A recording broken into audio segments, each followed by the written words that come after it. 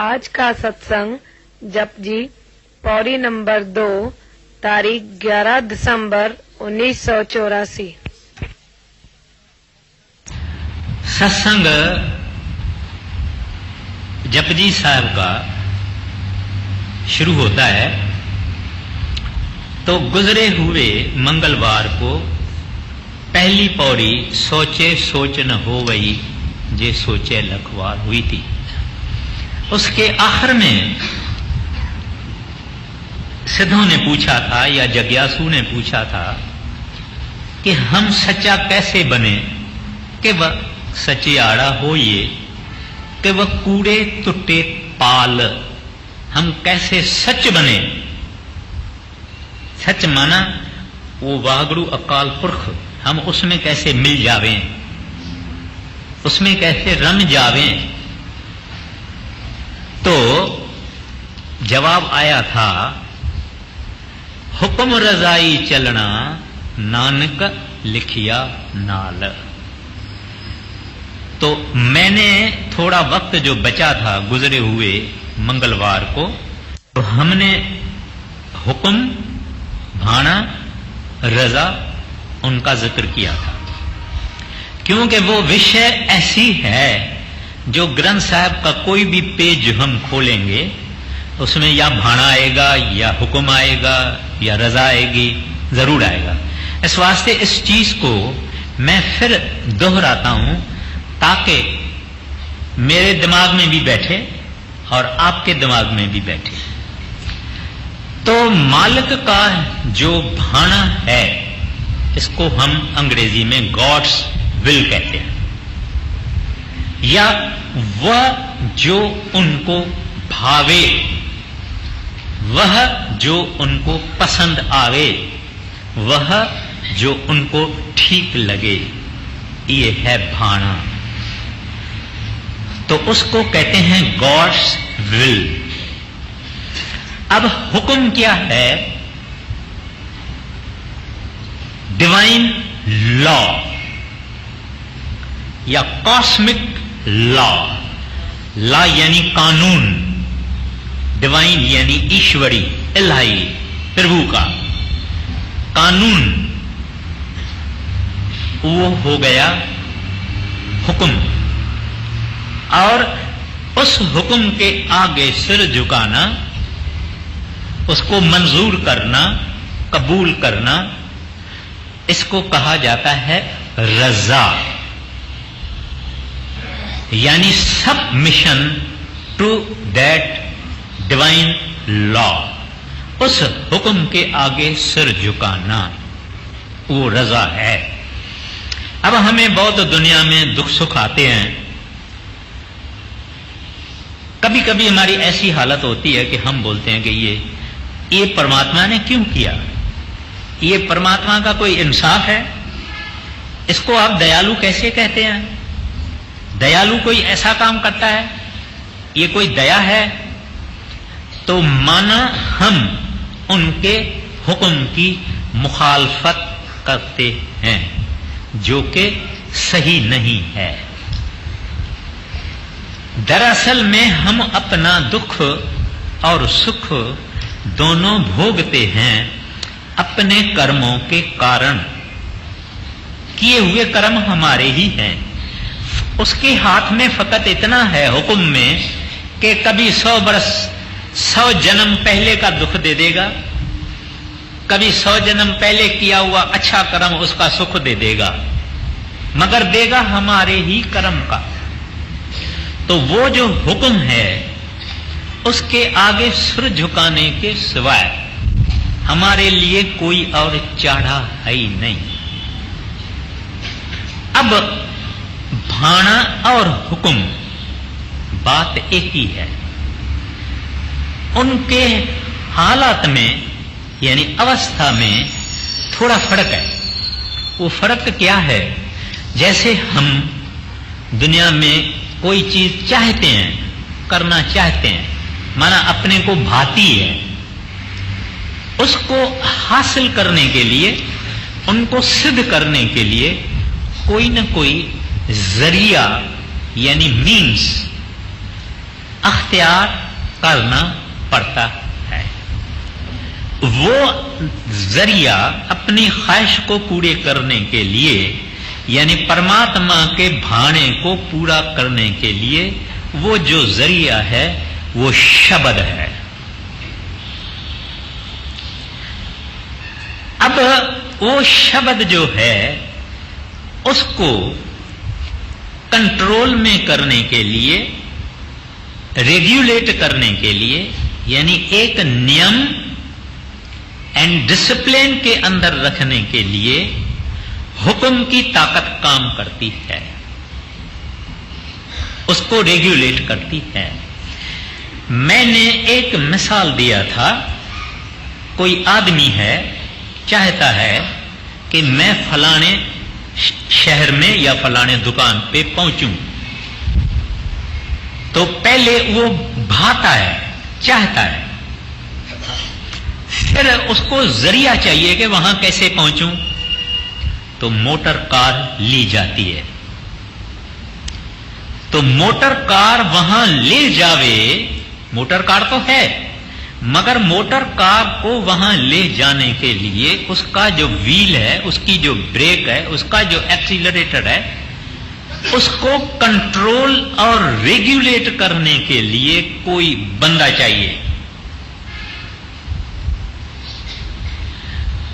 तो इस तरह से उस शब्द को नियम के अनुसार, अनुशासन के अनुसार चलाने के लिए, रेगुलेट करने के लिए वो हुक्म है। और वो जो हुक्म है सोई, क्योंकि नाम और शब्द के जरिए सब कुछ करता है, उनका जरिया है, नाम है और शब्द है, सब कुछ करता है, तो वो है कर्ता पुरुष। कर्ता पुरुष यानी सब कुछ करने वाला वही है। तो भाणे का हुक्म को अमल में लाने के लिए शब्द है, तो उसके भाणे और शब्द के बीच में जो लिंक है वो हुक्म है। वो ही सारी कारोबार चलाता है, वो ही अकाल पुरख है, वो ही कर्ता पुरख है। दरअसल में तीनों में कोई फर्क ही नहीं है, उनकी थोड़ी थोड़ी अवस्था में फर्क है। वाणी कहती है कि उस हुक्म के आगे जब हम सिर झुकाएंगे, तेरी मर्जी, हम हिंदू कहते हैं हरि इच्छा, जो आपकी मर्जी। तो जब उनका कोई भी हुक्म हुआ, यानी हमको सुख मिला या दुख मिला, हमने उसके आगे सिर झुकाया, तो हम रजा में रहें, submission to that cosmic law और डिवाइन लॉ। हम कहते हैं वाह जी वाह, जो तुद भावे साई भली कार, तू सदा सलामत निरंकार। तो सबमिशन टू दैट विल या उसकी रजा में राजी रहना, ये हो गया कि हुक्म को मानना। मानने के सिवाय हमको चारा नहीं है, लेकिन ये हुक्म मानना और रजा में चलना हम लोगों का काम नहीं है। जब सिद्धों ने पूछा था गुरु साहब से, तो उन्होंने कहा जब तू नाम लेके भजन करके शब्द से जुड़ जाएगा, माना पर्दा कूड़ का, झूठ का, माया का पर्दा फाड़ देगा, अंदर जाएगा, तो तुमको दिखाई देगा कि हुक्म कैसे काम कर रहा है, कि कैसे ये सारी सृष्टि हुक्म चला रहा है। तब हम कहेंगे वाह वाह वाह वाह, जो तुम करता है वो अच्छा है, ठीक है।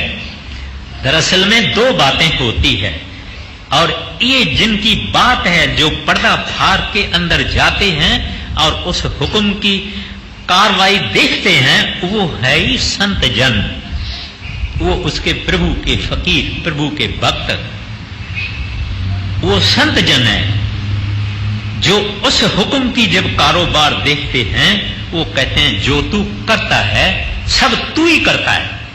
माना दुनिया में जो कुछ भी होता है तू ही करता है और ठीक करता है। ये दो बातें संतों के मुख से निकलेगी कि वो ही करता है और जो करता है वो ठीक करता है। मगर ये संतों का काम है जिन्होंने अंदर हुक्म को पाया भी और हुक्म से रम गए हैं, वो खुद ही हुक्म है, वो हुक्म है खुद। यानी मैं उस बात में अभी नहीं जाऊंगा, आगे शायद जाऊंगा।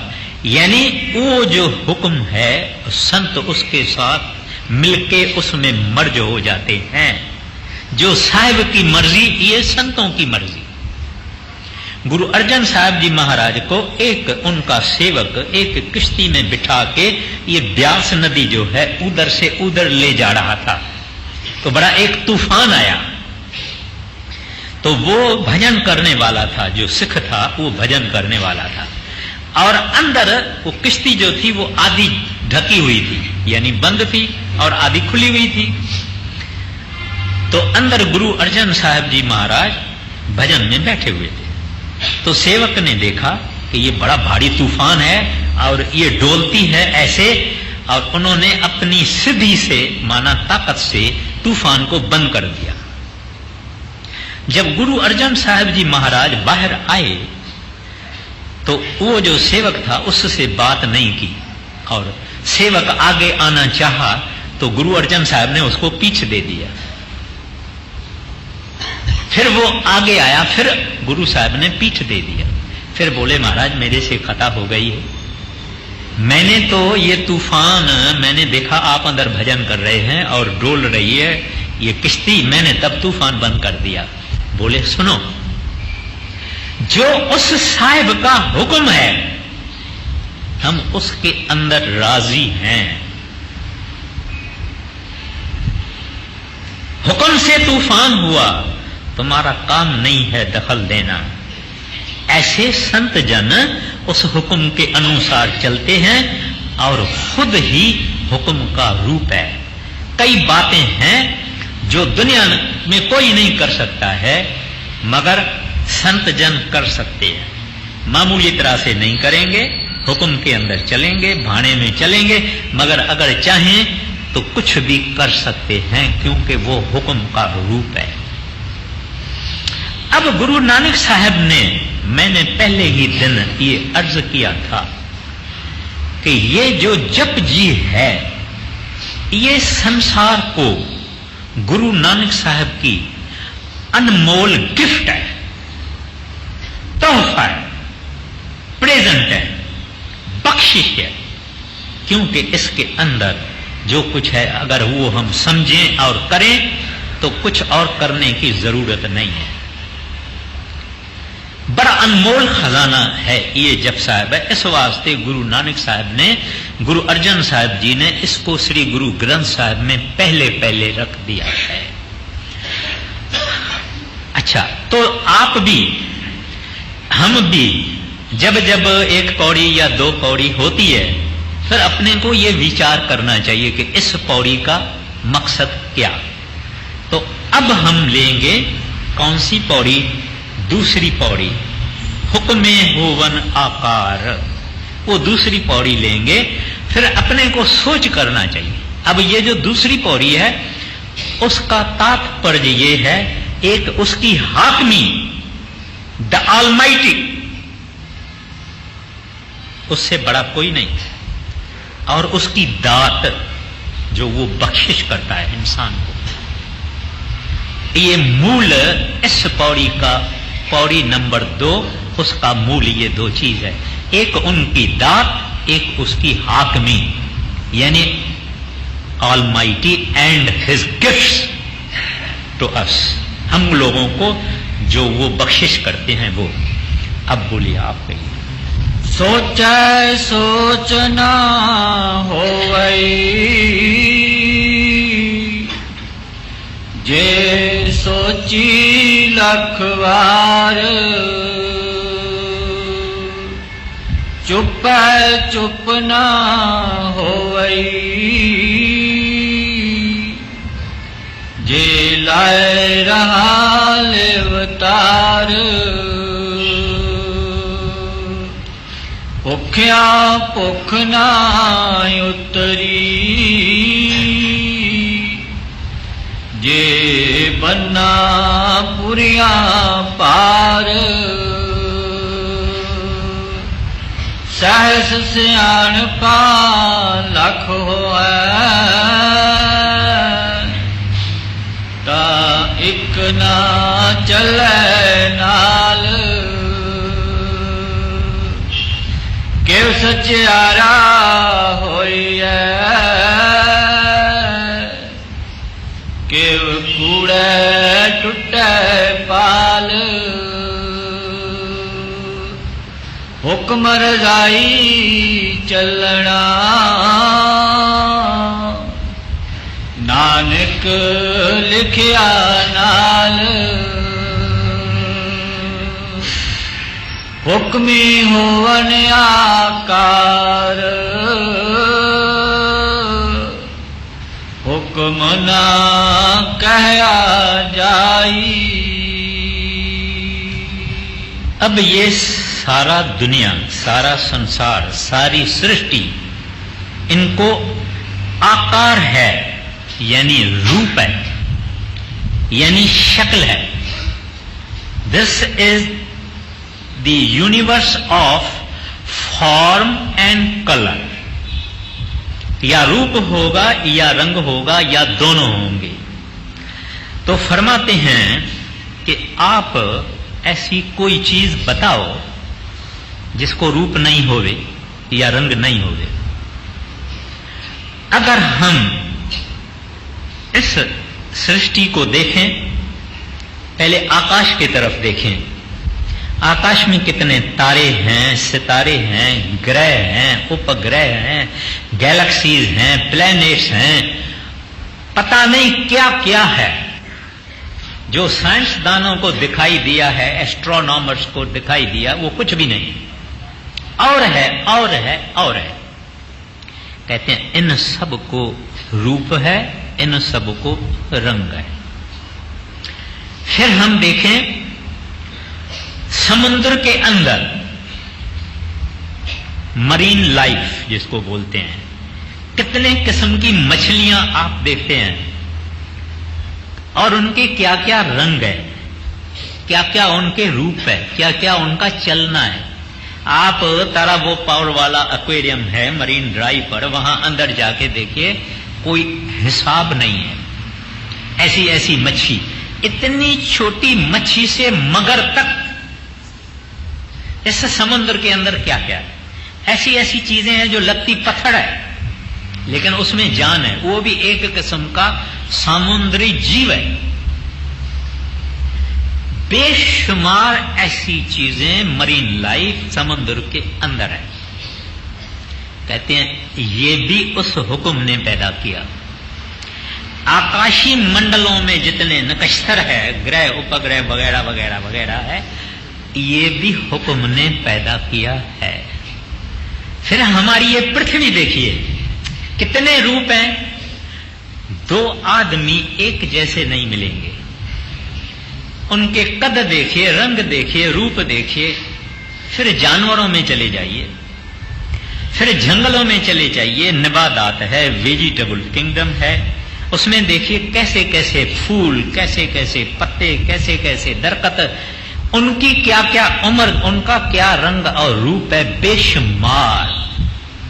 वो भी हुक्म ने पैदा किए हैं। फूलों के भी कितने किस्म है, वो भी हुक्म ने पैदा किए हैं। और पृथ्वी में बहुत कुछ है। फिर आप पाताल में चले जाइए, मानो पृथ्वी के अंदर चले जाइए। जितने बाहर आप पहाड़ देखते हैं, ऐसे अनंत पहाड़ तो अंदर हैं, उनके अंदर हमारे सच्चे मोती, रूबीज, सैफायर्स, डायमंड्स, तरह तरह के कोलसा, तांबा, लोखंड, फास्फोरस, कई चीजें, रबर वगैरह वगैरह, डामर वगैरह वगैरह बेहिसाब है। ये पाताल के अंदर भी उस हुक्म ने पैदा किया है। और इसके सिवाय जहां हमारा दिमाग नहीं पहुंच सकता, जहां साइंस नहीं पहुंच सकती, जहां किताब नहीं पहुंच सकती, जिसकी हमको इमेजिनेशन भी नहीं है, वो भी सब उस हुक्म ने पैदा किया है। इस वास्ते कहते हैं हुक्म न कहिया जाई, कहते हैं ऐसा भारी, ऐसा जबरदस्त, ऐसा ऑलमाइटी, ऑल पावरफुल हुक्म, कहते हैं उसका हम क्या जिक्र कर सकते हैं। हम दुनिया की जो उसकी कायनात है, जो उसकी पैदाश है, जो उसकी रचना है, उसका हम बयान कर सकते हैं। पहाड़ हैं, नदियां हैं, ये हैं, वो हैं, वो हैं, वो हैं, मगर इन सब का पैदा करने वाला, उसके बारे में हम कुछ नहीं कह सकते। वो तो पहली पौड़ी में उन्होंने कह दिया, सोचे सोच न हो गई। उसकी रचना का जिक्र थोड़ा बहुत हम कर सकते हैं, बाकी उसका कुछ नहीं कर सकते। और हम जीव अपूर्व, माना इम्परफेक्ट, नादान, बुद्धि हमारी लिमिटेड। मैं अर्ज करता हूं कि ये हमारी आंखें सब देखती है, फकत हाथ इधर रखो, ये कुछ नहीं देखता। 1 घंटे के बाद क्या होगा पता नहीं, आधा घंटे के बाद क्या होगा पता नहीं, 1 मिनट के बाद पता हो क्या होगा, कुछ पता नहीं। ऐसा नाकिस, नाचीज, इम्परफेक्ट इंसान उस मालिक का क्या जिक्र करेगा? ज्यादा से ज्यादा बोलेगा, तू सुल्तान कहा हो मियां तेरी कौन वडियाई। कहता प्रभु वाहगुरु अकाल पुरख दाता, तू तो है सुल्तान, माना बादशाहों का बादशाह, हम आपको बोलते हैं मियां। कहते हैं हम आपकी क्या बड़ाई कर सकते हैं। तो इस वास्ते कहते हैं हुक्मी होवन आकार हुक्मन कहिया जाई। मैंने आपसे अर्ज भी एक अर्ज करना था, ये तो हमने सारी कायनात का बात किया, मगर इससे लतीफ, माना सूक्ष्म, माना एस्ट्रल और कॉजल और स्पिरिचुअल, सैंसदल कमल से सचखंड तक बहुत भारी मंजिलें हैं, उसमें जीव हैं रहने वाले, हमारे से कई गुना सुंदर, रंगीन, विचित्र, वो भी सब उस हुक्म ने पैदा किया है। उन लोगों में और हम लोगों में फर्क इतना है कि सैंसदल कमल वाला या ब्रह्म वाला या 10वें द्वार वाला या सोहंग देश वाला या सचखंड, वो कोई सचखंड में नहीं जा सकता, फकत इंसान सचखंड में जा सकता है। ये भी उनकी दात है और उनकी बख्शिश है। तो ये हमारे जो संसार है, मौलाना रूम साहब कहते हैं जैसे एक बाल होता है आदमी का, ऐसे समुद्र में एक बाल क्या होता है? कहते हैं ये हमारी धरती एक बाल के बराबर भी नहीं है, इतनी उस वाहगुरु की कायनात है और रचना है। तो इस वास्ते कहते हैं कि हम उसका जिक्र नहीं कर सकते हैं, मैं उसका बयान नहीं कर सकता। इंसान एक मामूली चीज है, उसके अंदर में क्या है हम ये भी नहीं दे सकते हैं। एक इंसान बाहर से बड़ा प्रेम करता है, अंदर में पता नहीं उसको हमारे लिए क्या क्या है। तो कहते हैं इंसान के गहराइयों में भी एक इंसान नहीं जा सकता, उस साहिब की गहराई और उसके डायमेंशन, उसमें ये इंसान बेचारा क्या कर सकता है। इस वास्ते कहते हैं कि हुक्म न कहिया जाए, उसका बयान नहीं हो सकता।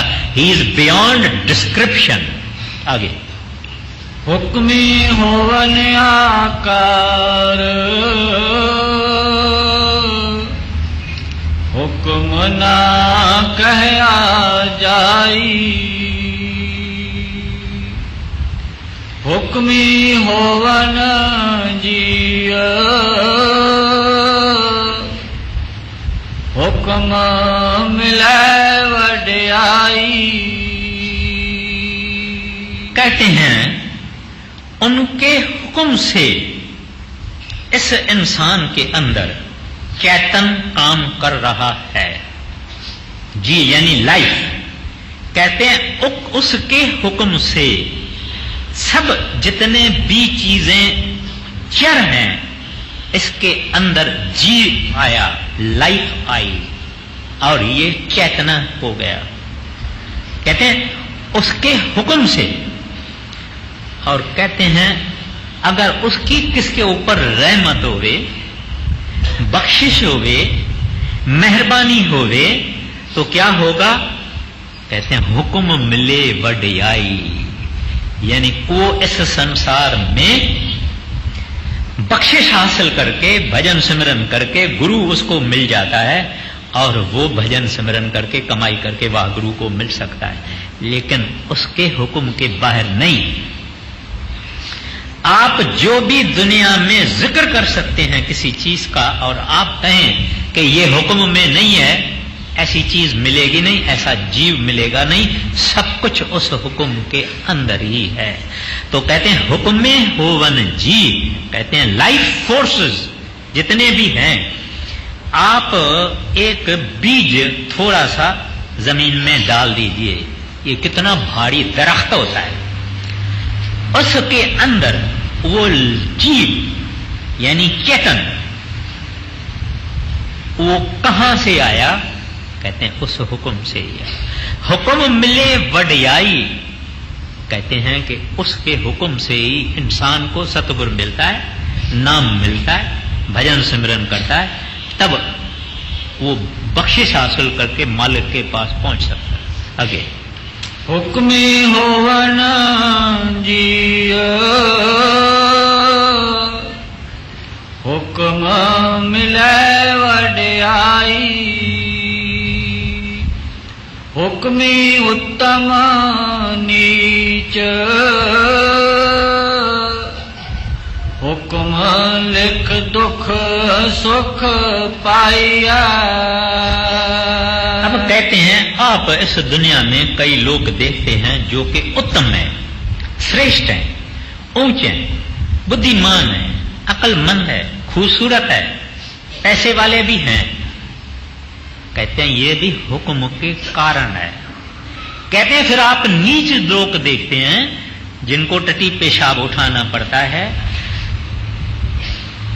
कचरे के डब्बों से वो खाना निकाल निकाल के खाते हैं, जूठा जो लोग बाहर फेंक देते हैं उसको उठा उठा के खाते हैं, कुत्तों के मुंह से छीन के वो लोग खाते हैं। उनको स्नान करने के लिए 12 महीना भी पानी नहीं मिलता है। बरसात जब होती है तो फुटपाथ से उठ के भाग के कहीं कोने में जाके छुप जाते हैं। और क्या क्या कहा जाए इस संसार के लिए उसका कोई हिसाब नहीं, लेकिन कहते हैं वो भी उस हुक्म के कारण है। नीचता का कोई अंत नहीं है, लेकिन थोड़ा सा मैंने 2-3 बातों का जिक्र किया कि कहां कहां तक एक इंसान गिरा हुआ होता है और उत्तम जब होता है तो कहां कहां तक समझो एक गांव, एक शहर का, एक देश का राजा बन जाता है, महाराजा बन जाता है। क्या होता है? उसके पांव के नीचे भी मखमल है, इधर जावे तो मखमल है, इधर जावे तो मखमल है, ऐसे करवे तो 100 सैकड़ों नौकर आ जाते हैं। मतलब हर तरह से उत्तम है। कहते हैं ये भी उस हुक्म ने पैदा किया। फिर कहते हैं हुक्म में लख दुख सुख पाइए। कहते हैं आप कई लोगों को खुशहाल देखते हैं, शाहूकारी घर में पैदा हो गए, पढ़ने के लिए किताब है, पेन है, फाउंटेन पेन है, टीचर है, ट्यूशन है, ये है, वो है, दुनिया में जो मांगते हैं वो मिलता है, कुछ कोई चीज की खास जरूरत नहीं है, खुशहाल है। हमारे से कोई पूछता है हाउ आर यू, हम बोलते हैं फाइन। क्या? सब कुछ है, सब कुछ मालिक ने दी, कोई खास लोड़ नहीं है, कोई जरूरत नहीं है, शुक्र है। ये खुशहाल हैं। और कुछ लोग हैं जो बदहाल हैं, जो दोपहर को खाते हैं, रात को नहीं खाते, सुबह को खाते हैं तो दोपहर को नहीं खाते हैं। कहां से आएगा, कब आएगा, आएगा या नहीं आएगा उसका कोई पता नहीं, लेकिन कहते हैं ये भी उस हुक्म से ही होता है। आगे हुक्मी उत्तम नीच, हुक्म लिख दुख सुख पाइया, एक ना हुक्मी बख्शीस, एक हुक्मी सदा पवाइया। कहते हैं अगर उसकी मर्जी हो, उस हुक्म की खुशी हो, रजा हो, मौज हो, तो कहते हैं कि एक आदमी के अंदर अपने को जानने की इच्छा पैदा करके, हम दुनिया में आम तरह से क्या जानते हैं, फलानी इंडस्ट्री कैसे है, इस चीज की फार्मूला क्या है, ये कैसा है, वो कैसा है। हम संसार और संसार की कई चीजें जानना चाहते हैं, सीक्रेट्स जानना चाहते हैं, मगर कहते हैं जब वो चाहते हैं हुक्म, इसके अंदर में एक चिंगारी लगा देता है। मैं कौन हूं? वो पहले से अपने से पूछता है कि मैं कौन हूं, कहां से आया हूं। देखिए गौतम बुद्ध, उनके सामने एक बूढ़ा करीब 90 बरस का झुका हुआ नजर नहीं ऐसे जा रहा है। गौतम बुद्ध देखता है, वजीर से पूछता है, ऐ वजीर ये कौन है? कहता है ये इंसान है। कहता है ये इंसान है? कहते हैं हाँ, जैसे हम इंसान हैं ऐसे ये भी इंसान है। फिर ये ऐसा क्यों हो गया है? क्योंकि बूढ़ा था, 90 बरस का, झुका हुआ था, गोल, आहिस्ता आहिस्ता चलता था। बोलते हैं जब इंसान बूढ़ा होता है तब ऐसा ही होता है। तो बोले फिर मेरा भी यही हाल होगा? वजीर ने कहा हां। बस इतना काफी था। उसके हृदय के अंदर चिंगारी लग गई।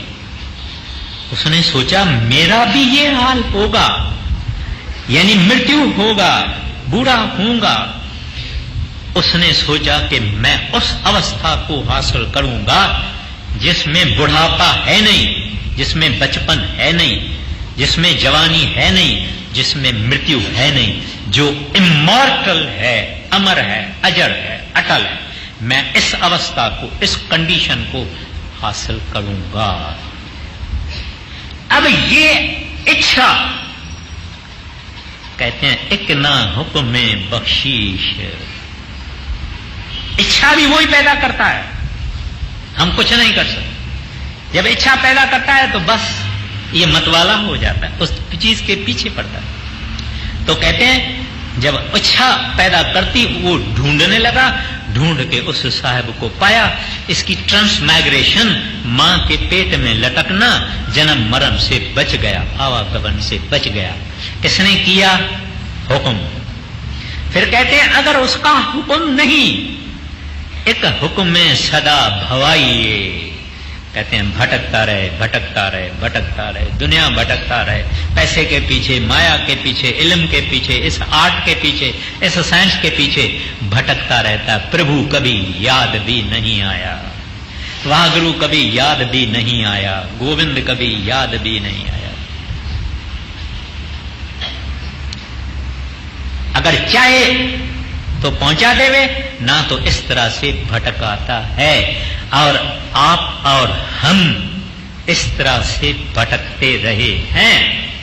इस जन्म में हुक्म की बख्शिश हो गई, पूरे संत मिल गए, पूरी नाम की बख्शिश हो गई।